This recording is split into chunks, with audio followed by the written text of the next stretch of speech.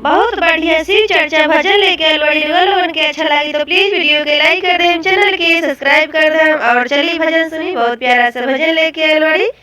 Comment करके जरूर बताएं भजन कैसा लगी। हाँ हमार भोला जी आइले जोगिया के भेष में। हमार भोला जी आइले जोगिया के भेष में। देखले न रही कबो अपना हो देश में।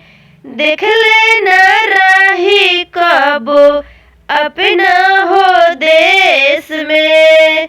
हमार भोला जी आइले जोगिया के भेष में। हमार भोला जी आइले जोगिया के भेष में। हाथ में कमंडल माला रहे रुद्राक्ष के। हाथ में कमंडल माला रहे रुद्राक्ष के। लीला तेज हम देखनी सच में। लीला तेज हम देखनी सच के। हाथ में कमंडल माला रहे रुद्राक्ष के।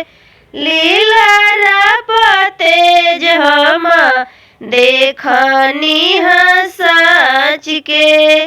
सब गुण भरल रहे जगत नरेश में। सब गुण भरल रहे जगत नरेश में। हमर भोला जी आइले जोगिया के भेष में। हमर भोला जी आइले जोगिया के भेष में। हमरा पर के गइले शिवा गुरु दया। हमरा पर के गइले शिवा गुरु दया।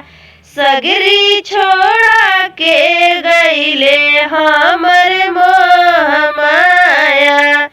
सगरी छोड़ा के गइले हमर मोह माया। हमार भोला जी आइले जोगिया के भेष में। देखले न रही कबो अपना हो देश में। देखले न रही कबो हो अपना देश में। हर हर महादेव।